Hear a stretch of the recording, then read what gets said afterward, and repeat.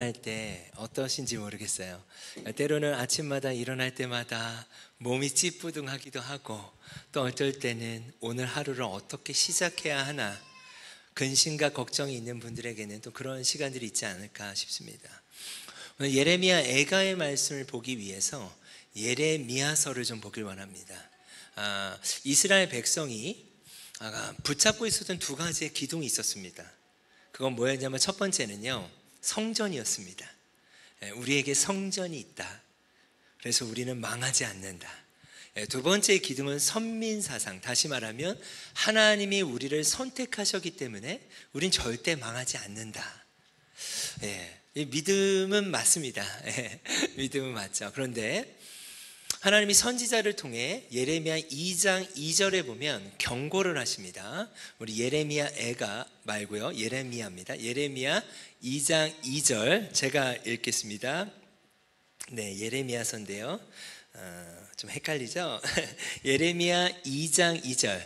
네, 가서 예루살렘의 귀에 외칠지니라. 여호와께서 이와 같이 말씀하시기를, 내가 너를 위하여 내 청년의 때의 인애와 내 신혼의 때의 사랑을 기억하노니 곧 씨 뿌리지 못하는 땅 그 광야에서 나를 따랐습니다. 그러니까 하나님이 예레미야라고 하는 선지자를 택하셔서요, 선지자의 입술을 통해 이스라엘에게 경고하십니다. 너는 나의 백성에게 외쳐라. 내가 그들과 함께 했던 신혼의 때가 있고 청년의 때의 인애가 있다라는 거죠. 그러면 청년의 때의 인애는요, 어떤 면에서는 충성스러운 사랑입니다. 그리고 신혼의 때의 사랑은 아마도 이제 그 시간들이 조금 지나신 또 분들도 계시고, 아직 신혼 중에 계신 분도 계실 거고, 또 우리 청년들은 이제 결혼을 하면 또 그 신혼의 시간을 누릴 텐데, 어떻게 보면 가장 뜨겁고 가장 가까운 시간이라는 거죠. 다시 말하면 하나님이 이스라엘과 함께 했던 시간 중에 청년의 때의 인애와 같았던 시간이 있었고, 신혼의 때의 사랑과도 같던 때가 있었다는 겁니다. 근데 그때가 언제였는가? 예레미야 2장 2절에 보면 씨 뿌리지 못하는 땅 그 광야에서 나를 따랐을 때다. 그러니까 이제 출애굽을 하고 광야 40년에서 약속의 땅으로 넘어가는 그쯤이 어떻게 보면 이스라엘에게 있어서는요, 신혼의 때의 사랑이었다라는 거예요. 청년의 때의 인애였다라는 거예요. 근데 저는 이 말씀이 저에게 참 마음이 아프게 다가왔습니다. 저는 교회 개척자로 삶을 살아가고 있습니다. 2018년도에 홍대라는 서울에 있는 도시에서 교회를 시작했고, 4년간 교회 개척을 사역을 했고요. 지금은 김포라는 지역에서 또 3년, 이제 4년차 교회를 개척하는 과정 가운데 있습니다. 처음에 가정에서, 집에서 교회를 시작하다 보니까 너무나 필요한 게 많이 있었습니다. 그러다 보니까요, 주님만 의지해도 잘 안 되는 것 같더라고요. 정말 그 시간이 어떻게 보면 저에게 있어서 씨 뿌리지 못하는 땅, 광야에서 주님을 따라야만 했던, 주님이 아니면 안 됐던 때가 있었다는 거죠. 신명기 말씀에 보면 하나님이 이스라엘 백성을 출애굽하실 때 모세를 통해서 이렇게 말씀하셨습니다. 출애굽기에는요, 내가 너희를 젖과 꿀이 흐르는 땅으로 인도하겠다. 자, 애굽의 종살이로 살고 있었던 하나님의 백성들은요, 그들이 노예긴 했지만 그곳에는 나일강이 있었습니다. 바알과 아세라 신이 상징했던 게 풍요와 다산을 상징했습니다. 그러니까 땅이 너무나 비옥했습니다. 근데 하나님이 뭐라고 말씀하셨는가? 젖과 꿀이 흐르는 땅으로 너희를 인도하시겠대요. 그러면 하나님의 자녀들은요, 와, 이제 이 애굽 땅보다 더 비옥한 땅으로 우리를 인도하시겠구나 라고 생각하지 않았을까요? 그런데 신명기에는요, 이렇게 표현합니다. 너가 들어가서 얻으려고 하는 땅은 너가 나온 땅과 같지 않을 것이다. 하늘에서 내리는 비를 흡수하는 땅이다. 자, 이 표현은 물이 저장되지 않는 땅이란 표현입니다. 그러니까 콩나무에 물을 주듯이 그냥 이 땅이 척박해서 물이 저장될 수가 없는 땅이라는 거예요. 그런데 그 다음 구절에 이런 표현이 있습니다. 새초부터 새말까지 나의 눈이 항상 그곳에 있을 것이다. 그러니까 하나님이 생각했던 젖과 꿀이 흐르는 땅이라고 하는 것은 하나님의 눈과 마음이 그곳에 늘 있는다는 의미였습니다. 우리 한번 사진 한번 보여주시겠어요? 지도를 한번 보시면, 이게 이스라엘의 그 지도를 보시면 이쪽 왼쪽에는요 지중해가 있습니다. 밑에서 애굽의 나일강이 있고요, 그 나일강에서 가나안으로 들어가게 됩니다. 가운데가 이제 가나안 땅인데요, 지중해가 있고요, 위쪽에는 수리아라고 되어 있습니다. 아시리아도 있죠, 아수르도 있는데 강대국이 있습니다. 여기 두 개의 강이 있습니다. 티그리스 강하고 유프라테스 강이 있고요, 지도상에 표현되어 있지 않지만 오른쪽은 암몬 족속과 에돔 족속이 있습니다. 자, 다시 말하면 모든 곳이 다 막혀있는 땅이에요. 그러니까 광야 한가운데 있었을 때 하나님이 내가 너희를 젖과 꿀이 흐르는 땅으로 인도한다고 하셨는데, 실제 그 땅은요 젖과 꿀이 흐르지 않는 땅입니다. 너무 척박한 땅이에요. 그러니까 성경을 보면 이른 비와 늦은 비라는 표현이 있습니다. 너무 딱딱한 땅이어서요 이른 비가 내리지 않으면 씨를 심을 수 없습니다. 그리고 이 땅은요 일교차가 심합니다. 구름기둥과 불기둥이라는 표현이 있죠. 일교차가 심해서 새벽에 이슬이 맺힙니다. 그러니까 농작물이 이른 비가 내려야 씨를 심을 수 있고요, 새벽 이슬로 말미암아 농작물은 유지되며 하나가 더 필요합니다. 그게 뭘까요? 늦은 비예요. 늦은 비가 내려야만 열매를 맺을 수 있는 척박한 땅이에요. 자, 사방이 막혀 있는데 물은 저장되지 않습니다. 빗물로만 살아야 하는 땅입니다. 자, 그런데 이것이 하나님이 보실 때는 젖과 꿀이 흐르는 땅이래요. 여러분, 젖과 꿀이 흐르는 땅일까요? 이게 어떤 의미일까요? 자, 사방은 막혀 있는데요, 어디가 열려 있죠? 하늘이 열려 있는 거예요. 하나님이 말씀하시는 젖과 꿀이 흐른다라는 의미는 하나님과의 관계를 의미했습니다. 너희가 나만 바라보라는 거예요. 우리 예레미야 2장 2절에 이렇게 표현되어 있죠. 씨 뿌리지 못하는 땅, 광야에서 나를 따랐을 때. 그러니까 사방이 저에게도 막혀 있었던 때가 있었죠. 어떻게 교회를 개척해야 하지? 어떻게 전도해야 하지? 그러나 지나고 보면요, 하나님을 의지했던 그 시간이 가장 젖과 꿀이 흐르는 시간이었다는 거예요. 근데 예레미야 2장 2절을 보면 지금은 그렇지 않다는 겁니다. 기억하노니라고 되어 있어요.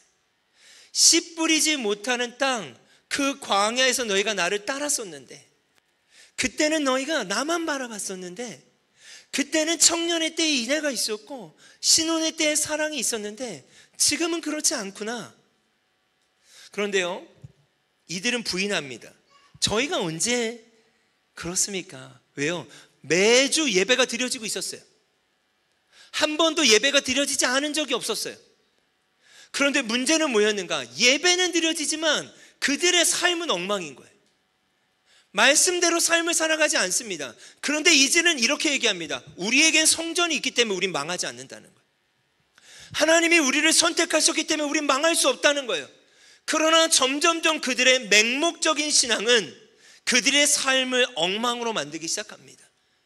그래서 하나님이 예레미야라는 선지자를 통해 1장엔 이렇게 표현합니다. 예레미야야, 너의 부르심이 무엇인지 아니? 너의 부르심은 뽑고 파괴하고 파멸시키는 거래요. 그리고 건설케 하는 거래요. 그러니까 무너질 것에 대해서 선포를 하는 거예요.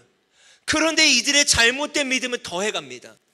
우리에게 성전이 있고 우리는 하나님이 선택하셨기 때문에 절대 망하지 않아. 그리고 늘 제사를 드리고 예배를 드립니다. 그런데 그들의 삶은 엉망인 거예요. 그때 하나님 말씀하세요. 돌이켜라. 너희가 잃어버렸구나. 근데 이들은 여전히 그것을 받아들이지 않죠. 13절 말씀 한번 볼까요? 2장 13절입니다. 자, 같이 한번 읽겠습니다. 내 백성이 두 가지 악을 행하였나니 곧 그들이 생수에 근원되는 나를 버린 것과 스스로 웅덩이를 판 것인데 그것은 그물을 가두지 못할 터진 웅덩이. 너희가 두 가지 악을 행했는데 첫 번째는 생수에 근원되는 나를 버렸다는 거예요. 이들은 동의하지 않습니다. 주님, 저는 매주 예배 드립니다. 수요 예배도 드리고 새벽 예배도 드립니다. 제가 언제 주님을 버렸습니까? 아니, 너희는 버렸다, 이렇게 말씀하세요. 그리고 스스로 웅덩이를 파고 있대요. 이들은 부인합니다. 왜 부인하겠습니까? 매주 예배를 드리고 있으니까요. 그랬더니 주님이 18절에 이렇게 말씀하십니다. 내가 시올의 물을 마시려고 애굽으로 가는 길에 있으면 어찌 됨이며 또 내가 그 강물을 마시려고 아수르로 가는 길에 있으면 어찌 됨이냐. 여러분 아까 그 지도 기억나십니까? 애굽에는 무슨 강이 있었죠? 나일강이 있었죠. 자, 아수르엔 두 가지의 강이 있었죠. 티그리스 강하고 유프라테스 강이 있었어요. 자, 이 말씀을 보면 너희가 두 가지 악을 행했는데 첫 번째, 생수의 근원된 나를 버렸다는 거예요. 하나님이 사방을 막아놓으신 이유가 있었습니다. 척박한 땅이지만 젖과 꿀이 흐르는 땅이라고 말씀하신 이유가 있었습니다. 하나님은 그곳에서 하늘을 여셨고 빗물로만 살아가야 하는 것 같지만 비를 내리실 수 있는 분은 하나님이셨던 거예요. 하나님은 그들과 더 가까이 가길 원하셨어요. 그 친밀함이 곧 젖과 꿀이 흐르는 땅이었어요. 그런데 점점 이스라엘의 마음 가운데 이런 마음이 들어오기 시작합니다. 우리 예배 드리고 있잖아. 그런데 우리가 빗물로만 살 필요가 있을까? 그들이 생수에 근원된 하나님을 버려요. 근데 그들은 버리지 않았다고 이야기합니다. 왜요? 예배를 드리고 있었으니까. 근데 실제 그들의 삶의 발걸음은 어디로 가고 있는가? 물을 찾아 떠나고 있어요. 애굽의 나일강을 찾아가고 있고 아수르의 또 물을 찾아 헤매요. 이 말은 뭘까요? 우리 이렇게 살 필요는 없다는 거예요. 그냥 예배 열심히 드리고 제사 열심히 드리고 우리는 우리가 살고 싶은 대로 살면 돼.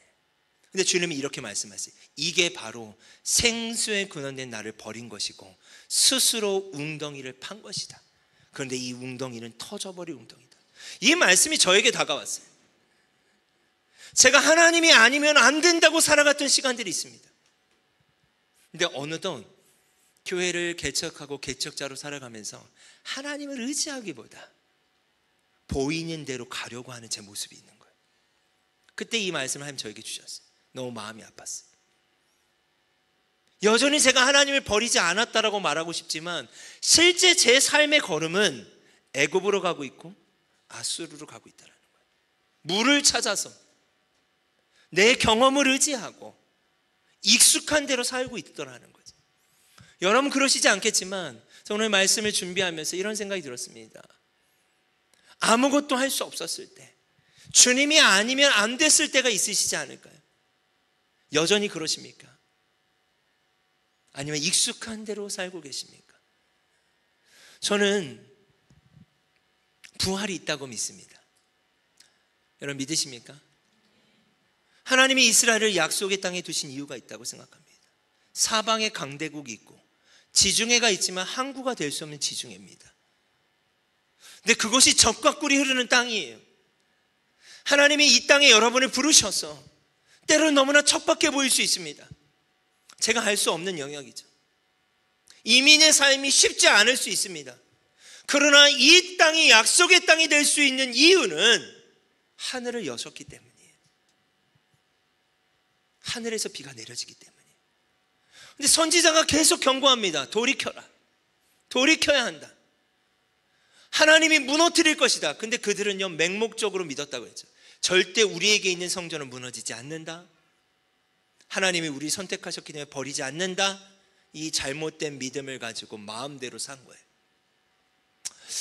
이게 예레미야서 전체예요. 이것을 돌이키지 않은, 그러니까 예레미야 선지자가 이러한 메시지를 전하고요 약 40년이 지난 후에야 심판이 이루어지거든요. 이들이 돌이키지 않아요. 오늘 저희가 읽었던 예레미야 애가 3장은요 심판의 현장입니다. 하나님의 심판이 임해요. 예레미야 3장 18절 여러분 합독하셨는데 스스로 이르기를 나의 힘과 여호와께 대한 내 소망이 끊어졌다. 예레미야 애가 3장 18절 말씀 여러분 아까 보셨죠? 소망이 끊어졌대요. 이게 뭐예요? 지금 하나님의 심판이 임하고 있는 거예요. 우리 19절도 한번 띄워주시겠어요? 내 고초와 재난 곧 숨과 담즙을 어떻게 해요? 기억해 주십시오. 이제 하나님의 심판이 임하니까 너무 고통스러운 겁니다. 그 심판이 뭔지 아십니까? 그들이 맹목적으로 붙잡고 있었던 이 뒤 두 기둥을 무너뜨리시는 거예요. 성전이 무너져 버렸어요. 그들이 성전이 있기 때문에 안 망한다고 했는데 하나님은 성전을 무너뜨려 버리십니다. 얼마나 놀랐을까요? 두 번째, 그들이 붙잡고 있었던 기둥은 뭐죠? 하나님이 우리를 선택하셨기 때문에 하나님은 우리를 버리시지 않아요. 근데 하나님이 어떻게 하셨는지 아십니까? 그들을 포로로 끌려가게 하십니다. 그들이 그토록 붙잡고 있었던 기둥을 무너뜨리세요. 왜요? 돌이키지 않으니까. 저 개인의 인생 가운데 이러한 시간들이 좀 있었습니다. 첫 번째, 교회를 개척하고 분립하는 과정 가운데 어려움이 있었어요. 두 번째, 김포에서 교회를 개척할 때 딱 제 상황이었어요. 제가 믿고 있었던 하나님의 기둥을 무너뜨리셨어요. 그때 제가 감당할 수 없는 슬픔과 아픔이 있었어요. 저는 그때 어떤 표현을 했냐면 단어로 정리하고 싶었어요. 해체되는 시간이었습니다. 제가 뜯기는 것 같았어요. 제 몸이. 때로는 믿고 있던 사람에게 배신을 당하고, 제가 너무나 첫 아이같이 생각하는 제 첫 번째 교회가, 글쎄요, 하나님의 뜻대로 행하셨다고 믿지만 제가 생각하는 대로 건강하게 분립되지 않는 그 과정을 보면서 너무 마음이 아팠어요. 정말 해체라는 단어는 제가 익숙함으로 저항할 수 없는 그보다 더 큰 힘이 저를 뜯는 시간인 거죠. 여러분, 어찌 보면 이스라엘에게 지금 해체가 일어나는 시간입니다. 때로는 우리의 삶 가운데 내가 붙잡고 있는 그 믿음이 작동되지 않을 만큼의 힘든 일들이 우리를 해체시키는 경우들이 있어요. 지금 이스라엘은 그런 상황입니다. 그들이 그토록 붙잡고 있었던 성전이 무너졌습니다. 그리고 그들이 포로로 끌려가면서 뭐라고 이야기해요? 나의 소망이 끊어졌습니다. 너무 괴롭습니다. 20절 한번 볼까요? 내 마음이 그것을 기억하고 내가 낙심이 됩니다. 21절, 이것을 내가 내 마음에 담아두었더니. 제가 여기서 좀 이 말씀이 해석이 잘 안 됐어요. 여기에 보면 이것을 내가 내 마음에 담아두었대요. 이것이 무엇입니까? 앞의 내용이 너무 고통스러움을 계속 생각했다는 거예요. 내가 붙잡았던 그 기둥들이 무너지고 해체되고 왜 이런 일이 일어났을까를 생각할 때 이것을 마음에 담아두었더니 이해가 안 가요. 오히려 나의 소망이 되었대요. 이게 무슨 말일까요? 내가 붙잡고 있던 소망이 끊어졌습니다. 무너졌어요. 포로로 끌려가고 있고 지금 심판을 당하고 있습니다. 심판의 한가운데 있는데 그게 너무 고통스러워서 하나님 너무나 고통스럽습니다. 너무 아프고 힘듭니다. 근데 이것을 생각하면 생각할수록 그것이 소망이 되었대요. 이게 무슨 메시지일까? 이게 어떤 의미일까? 제가 이 말씀 앞에 계속 고민했어요. 그런데요, 새로운 소망이 생겨났다는 뜻이에요. 이 새로운 소망이 무엇이었는가? 선지자의 메시지는요, 크게 두 가지였습니다. 심판이 있었어요. 너희가 돌이키지 않으면 심판을 당할 거야. 그런데요, 하나님이 말씀하신 그대로 심판이 지금 이루어지고 있는 겁니다. 본인들이 돌이키지 않았어요. 믿지 않았어요. 그런 일이 일어날 거라고. 그런데 하나님이 말씀하신 그대로 심판이 이루어지고 있어요. 너무 고통스러워요. 근데 새로운 소망은 뭔지 아십니까? 말씀하신 대로 그대로 심판이 이루어졌다면 말씀하신 대로 회복도 일어나겠구나. 선지자의 메시지는 두 가지였습니다. 심판과 회복이에요.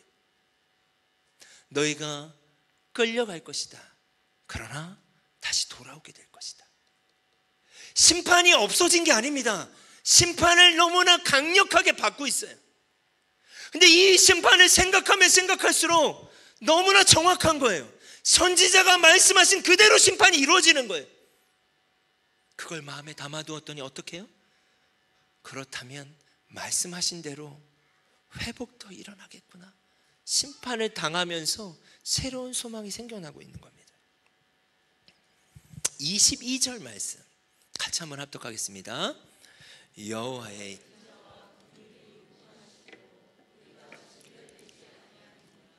아멘. 제가 작년 가을에 이 말씀을 해석하고 한 달간 이 구절을 암송하듯이 매일마다 선포했습니다. 여호와의 인자. 여러분, 인자라고 하는 단어는요, 헤세드라는 단어가 쓰여졌습니다. 헤세드라는 단어는 한국말로 좀 표현하기가 어렵습니다. 제가 신학교 다닐 때 교수님이 헤세드라는 단어 이렇게 설명하시더라고요. 100 플러스 알파다. 그러니까 우리가 사랑할 수 있다고 생각하는 게 100이라면 우리의 체계 안에 그 100도 우린 사랑하기 어렵습니다.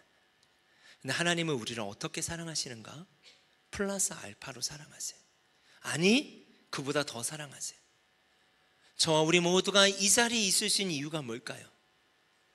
주님의 헤세드의 사랑이 우리를 지배하고 있기 때문입니다. 여러분 믿으십니까? 긍휼이라고 하는 단어는 어근이요, 여자의 자궁이라는 어근이 있습니다. 저는 세 아이가 있습니다. 고등학교 2학년, 중학교 3학년, 초등학교 5학년, 초중고의 학부모입니다. 근데 세 아이를 낳을 때 제가 옆에 다 있었어요. 제 아내 옆에. 그래서 첫째와 둘째는 이제 무통주사를 맞지 않고 아내가 고통을 다 느끼면서 아이를 낳습니다. 근데 막내가 이제 이렇게 태어날 때 아내가 무통주사 한번 맞고 싶대요. 저는 계속 맞으라고 했거든요. 왜 안 맞는지, 그냥 자기는 안 맞고 싶다고. 그건 선택이니까. 근데 마지막 아이니까 주사를 맞고 싶다고 해서 주사를 놨어요. 근데 의사가 타이밍을 놓쳤어요. 주사는 놨는데 고통은 다 느꼈어요. 네, 아마 이렇게 아기를 낳아보신 분들은 아실 텐데 결국 세 아이 고통을 다 봤어요. 너무 힘들어서 때로는 막 포기하고 싶다고 하더라고요. 그럼 제가 옆에서 포기하지 마, 포기하지 마, 포기하면 안 돼. 그게 긍휼이란 단어예요. 긍휼이란 단어는 여자의 자궁이기도 하며 공감하다라는 의미가 들어있어요. 그러니까 이 고통을 다 느끼는 거예요. 그러니까 이 어미는 뱃속에 아이가 태어나는 고통을 느끼기 때문에 그 시간을 견디는 거 아닐까요? 저는 3번을 봤어요. 그러니까 이 말씀이 너무나 다가오는 거예요. 여호와의 인자, 그 헤세드의 사랑과 긍휼은요, 행동하게 만드는 거예요. 왜요? 공감되고 느껴지니까. 여호와의 인자와 긍휼이 무궁하세요. 그래서 우리는 어떻게 한다? 진멸되지 않는다. 지금 이 말씀이 어느 상황입니까? 나의 고통, 심판의 한가운데서 그 심판당함을 생각했더니 새로운 소망이 생겨났대요. 제가 설명드렸죠? 이 새로운 소망은 심판과 함께 말씀하신 대로 회복이 일어날 것이다. 그러면서 이들의 입술 가운데 심판을 당하고 있지만 여호와의 인자와 긍휼이 무궁하시기 때문에 우리는 지금 포로로 끌려가고 있고, 우리는 지금 성이 회파되었고, 우리는 성전이 무너졌지만 우리는 진멸되지 않는다는 거예요. 그래서 저도 아침마다 고백했어요. 이때 여호와의 인자와 긍휼이 무궁하심으로 주님, 저는 진멸되지 않습니다. 저희 아이들을 향해 선포했어요. 여호와의 인자와 긍휼이 무궁하심으로 하나님, 우리의 자녀들이 진멸될 수 없습니다. 우리의 다음 세대들이 진멸되지 않습니다. 여러분이 진멸되지 않으실 것을 믿으십니까? 그 이유는요, 그분의 인자와 긍휼이 무궁하시기 때문이에요. 우리는 여전히 심판당할 만하고 때로는 심판당하고 있을 수 있지만 그 심판의 한가운데 우리의 소망은 그분의 인자와 긍휼이 무궁하시다는 그 사실인 것입니다. 그 다음 절 한번 볼까요? 같이 한번 합독하겠습니다. 이것들이 아침마다 새로우니 주의, 제가 좋아하는 찬양의 가사거든요. 여러분 아시죠? 아침마다 새롭고 늘 새로우니 주의 성실이 금이라 성실하신 주님. 저는 이 구절이 여기에 있을지 상상도 못했습니다. 제가 발견을 못했었나 봐요. 너무 아름다운 찬양인 거예요. 그래서 그냥 제가 뉴질랜드 잘은 모르지만 이 풀밭에서 아침마 이런 건 줄 알았어요. 지금 상황을 보십시오. 포로로 끌려가고 성전이 무너지고 가장 치열한 심판의 한복판에 있는 그들이 고백이 될 수 있을까요? 이게 아침이 얼마나 맞이하고 싶지 않았을까요? 그런데 이들이 고백해요. 아침마다 새롭대요. 이것들이라고 돼 있죠. 이것들이가 뭘까요? 그 앞에 있는 거예요. 새로운 소망 때문이에요. 그 새로운 소망이 뭘까요?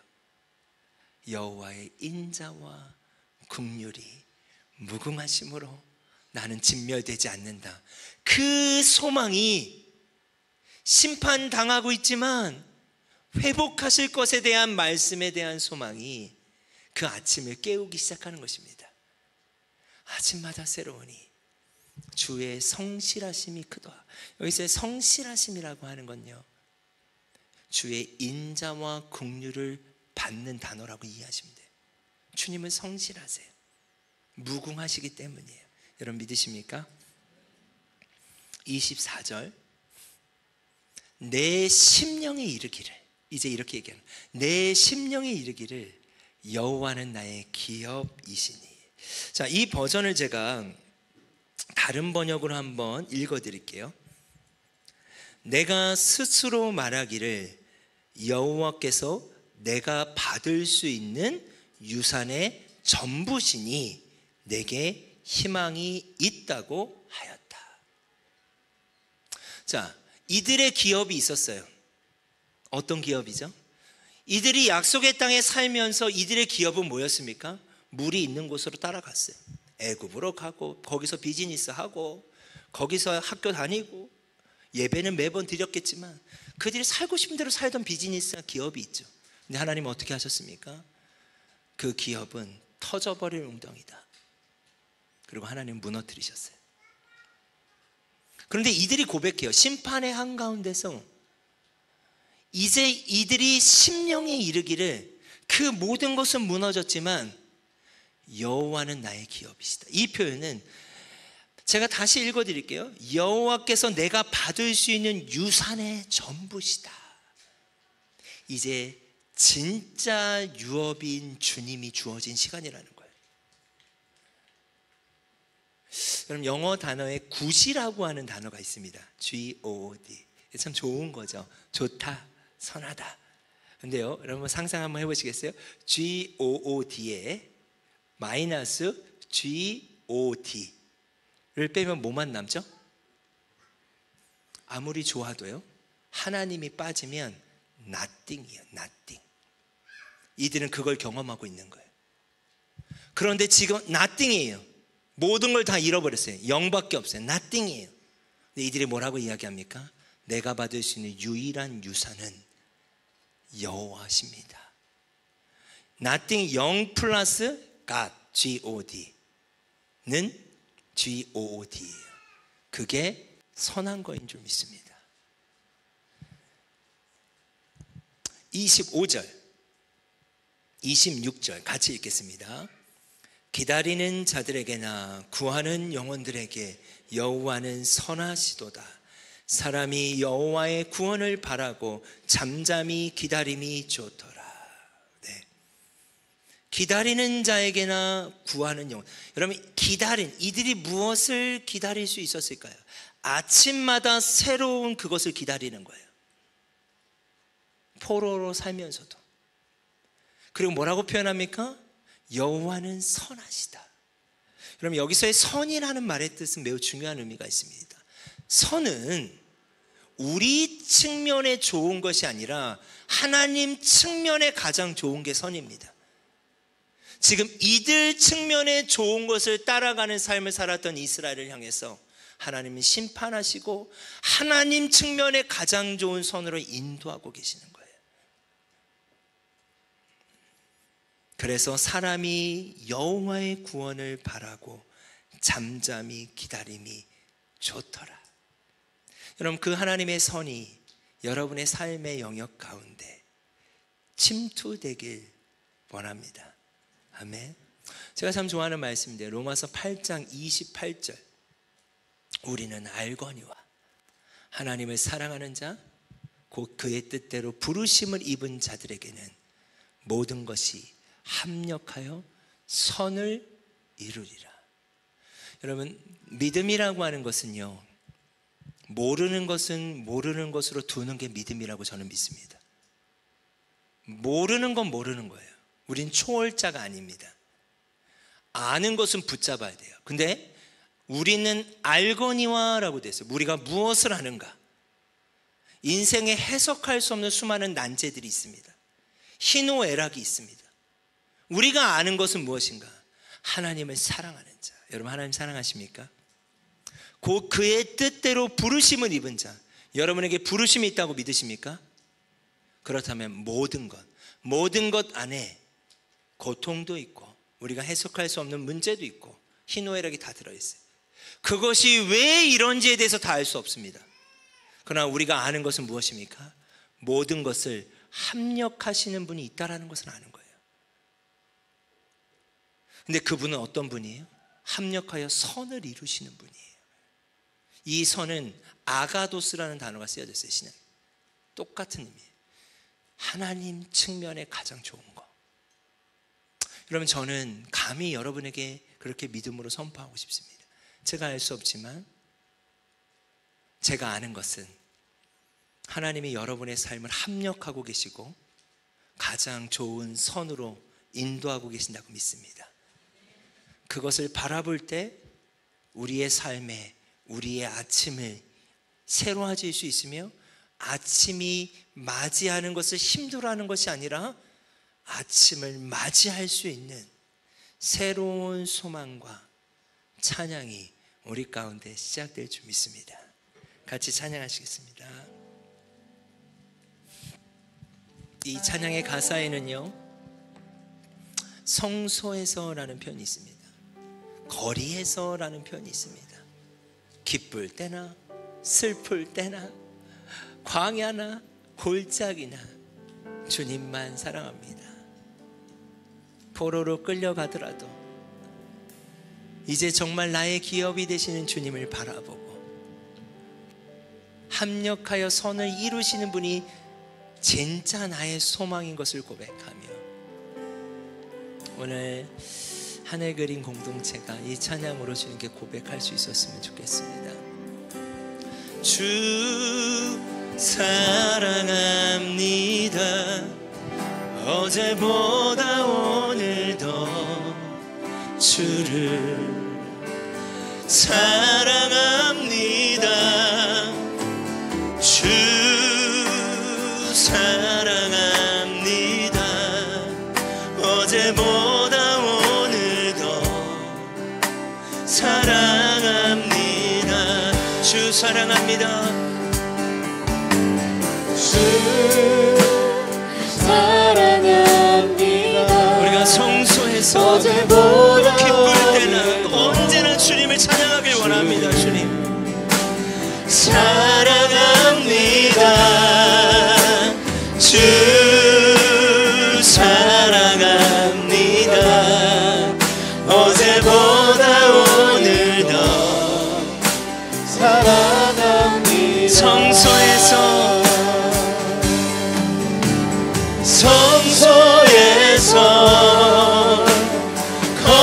거리에서 광야에서 깊은 골짜기에서 기쁠 때도 슬플 때도 주님만 사랑합니다.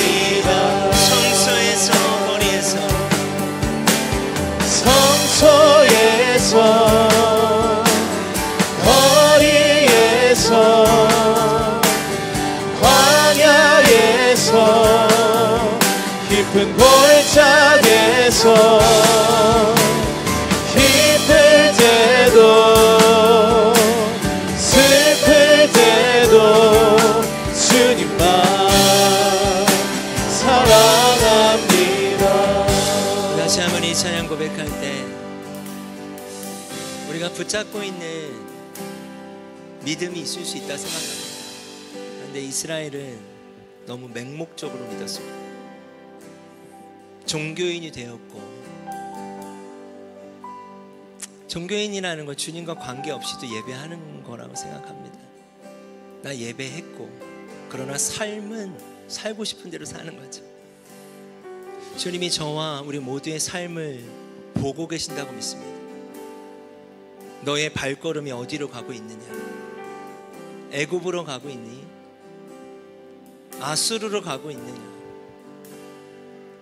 너희가 생수의 근원된 나를 버렸구나. 여러분, 이 주님의 말씀 앞에 어떻게 반응하시겠습니까? 이스라엘은 심판을 당하고서야 다시 생수의 근원된 하나님을 붙잡게 됐어요. 여러분, 우리가 그러지 않았으면 좋겠습니다. 주님, 맞아요. 씨 뿌리지 못한 땅 그 광야에서 내가 주님만 붙잡았던 때가 있습니다. 주님이 아니면 안 됐고, 주님이어야만 했고, 청년의 때의 인애와 신혼의 때의 사랑처럼 주님을 그렇게 그토록 찾았을 때가 있었습니다가 아니라, 그러길 원하고 지금도 그러해야 한다고 믿습니다. 아멘. 아멘. 저는 그래요. 오늘 이 예배에 세우신 저는 이유가 명확하게 있다고 믿는 사람입니다. 부족한 종이고 연약한 종이지만 하나님의 말씀은 부족하지 않습니다. 하나님의 말씀은 정확합니다. 이 말씀 앞에 하나님이 여러분을 도전하고 계신다고 믿습니다. 주 사랑합니다. 주 사랑합니다. 어제보다 오늘 더 주를 사랑합니다. 네, 주님. 주 사랑합니다. 어제보다 오늘 더 사랑합니다. 성소에서 거리에서, 성소에서 거리에서 깊은 광야에서 깊은 골짜기에서 기쁠 때나 기쁠 때도 아멘. 슬플 때도 주님만 사랑합니다. 성소에서 거리에서, 성소에서 인자와 긍휼이 무궁하십니다. 거리에서 광야에서 우리가 아침마다 새로울 수 있는 이유는 그분이 선하시기 때문입니다. 기쁠 때도 슬플 때도 주님만 사랑합니다. 사랑해 예수님. 사랑해 예수님. 나를 찾아오셔서 십자가로 대속하사 내 마음 두드리네. 오 사랑해 예수님. 지금 내 맘을 엽니다. 내 안에 거하셔서 나의 생명 사랑해 예수님. 되소서. 사랑해 예수님이 우리를 초대하십니다. 나를 찾아오셔서 당신의 신실하심으로 우리를 초대하십니다. 대속하사 내 마음 두드리네. 오 사랑해 예수님. 지금 내 맘을 엽니다. 내 안에 거하셔서 나의 생명 되고. 예수님이 말씀하셨습니다. 나를 믿는 자는 죽어도 살겠고 살아서 나를 믿는 자는 영원히 죽지 아니하리라. 내가 이것을 믿느냐? 여러분 믿으십니까? 여호와의 인자와 긍휼이 무궁하심을 믿으십니까? 그렇다면 우린 진멸될 수 없습니다. 우리가 진멸될 수 없는 이유는 그분의 인자와 긍휼이 무궁하시기 때문입니다. 이것을 믿는 자들의 고백이 필요합니다. 하나님, 제가 생수의 근원된 하나님을 놓쳐버린 것 같습니다. 혹시 그러한 성도님들 계십니까? 주님, 내가 주님을 예배하고 있지만 나의 안정된 삶이 오히려 주님을 찾지 못하게 하는 것 같습니다. 주님, 내가 물을 찾아 내 발걸음이 떠나고 있는 건 아닙니까? 주님, 제가 돌이키길 원합니다. 생수의 근원된 하나님을 붙잡길 원합니다. 저의 아침이 저의 방법과 저의 경험으로 시작되는 터져버릴 웅덩이가 아니라 나의 아침이 여호와의 인자와 긍휼을 믿음으로 시작되는 그 생수의 근원된 하나님을 붙잡는 하루의 아침이 시작되게 해달라고, 여러분 그 하나님 앞에 우리 이 시간 주여 한번 부르짖고 기도하겠습니다. 주여!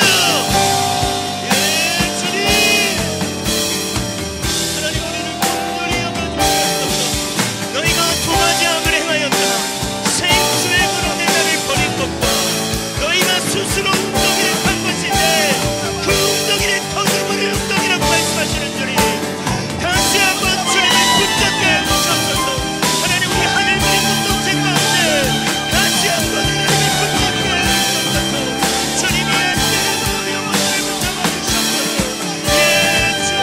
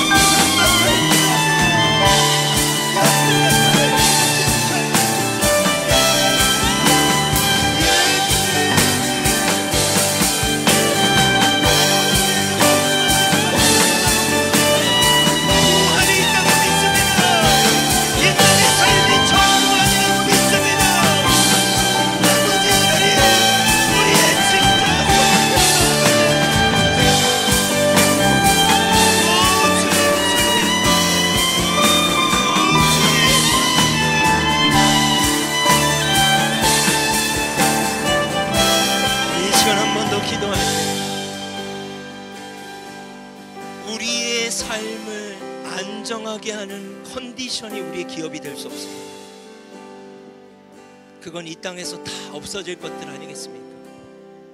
오히려 그것들로 말미암아 진짜 기업을 잃어버리지 않게 해달라고 기도합시다. 예레미야가 3장의 고백처럼 진짜 소망이 시작되길 원합니다. 심판의 한가운데서 진짜 소망, 주님만이 나의 유일한 기업이라고 표현했던 것처럼 하나님 맞습니다. 내가 좋은 환경을 유지하는 게 나의 기업이 아닙니다. 우리가 부활을 믿습니다. 주님, 진짜 기업인 주님, 그 주님을 놓지 않게 해달라고. 또 여러분의 자녀들이 있다면, 여러분의 손주들이 있다면 그들이 안정된 삶을 살게 하는 게 목적이 아니라 주님을 붙잡는 자녀들이 되게 해달라고 우리 이 시간 주여 한번 부르짖고 기도하겠습니다. 주여! 예, 주님, 하나님 그렇습니다. 우리가 영원한 기업 대신 그 주님을 붙잡게 하여 주십시오. 하나님, 나의 안정된 삶이 기업이 될 수 없습니다.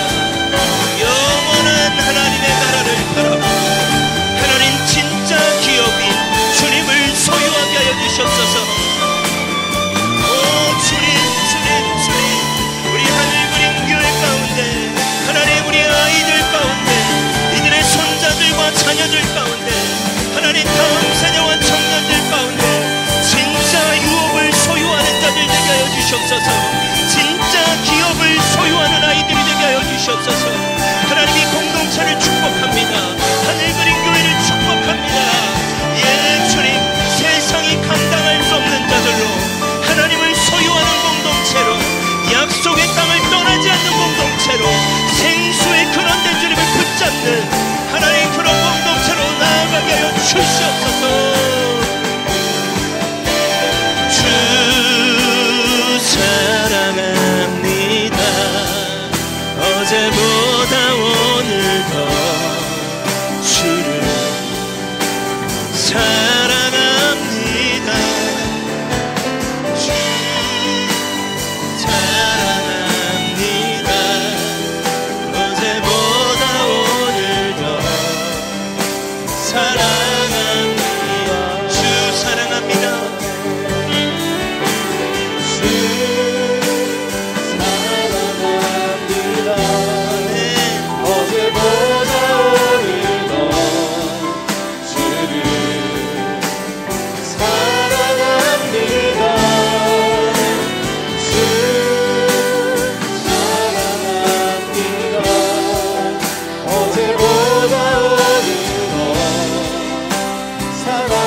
성소에서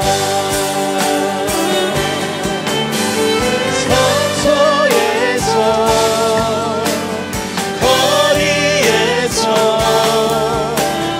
광야에서 깊은 골짜기에서 기쁠 때도 슬플 때도 주님과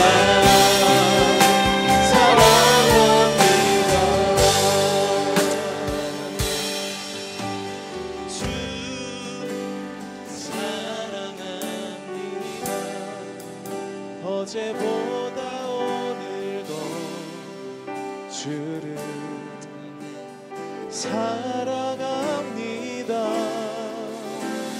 주 사랑합니다. 어제보다 오늘도 사랑합니다. 주 사랑합니다. 주 사랑합니다. 어제보다 오늘도 주를 사랑합니다. 주 사랑합니다. 어제보다 오늘도 사랑합니다. 마지막으로 한 번 더 고백합시다. 사랑합니다. 주 사랑합니다. 어제보다 오늘도 주를 사랑합니다. 주 사랑합니다. 어제보다 사랑합니다.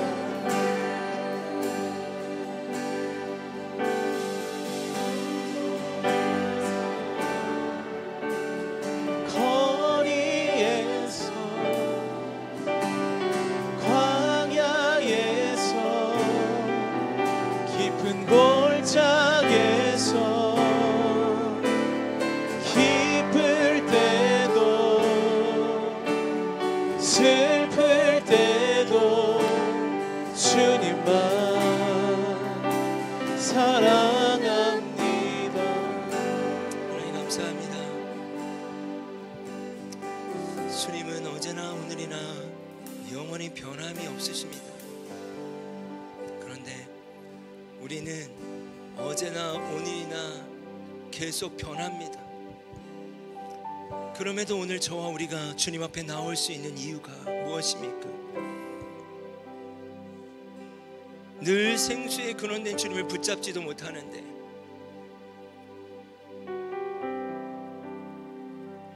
때로는 터져버릴 웅덩이들을 파고 있는데 그럼에도 오늘도 주님 앞에 나올 수 있는 이유가 무엇입니까? 주님, 우리의 종교적인 행위가 되지 않게 해 주십시오. 습관이 되지 않게 하여 주십시오. 우리가 오늘 나올 수 있는 이유는 여호와의 인자와 긍휼이 무궁하심으로 오늘도 우리가 진멸되지 않았기 때문입니다. 그 은혜가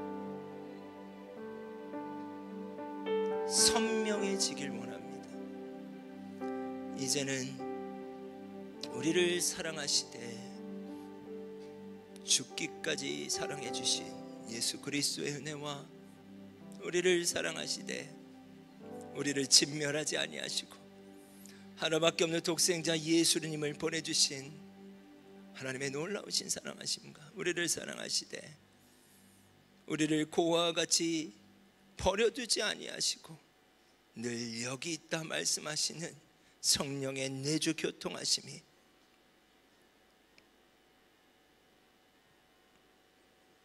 진멸돼야 마땅하나 진멸되지 아니하는 복음 안에 삶을 살아가고 있는 귀한 성도님들 가운데 하나님의 이 특별한 은혜가 매일의 아침마다 새롭게 이들을 깨우기를 간절히 축원합나이다.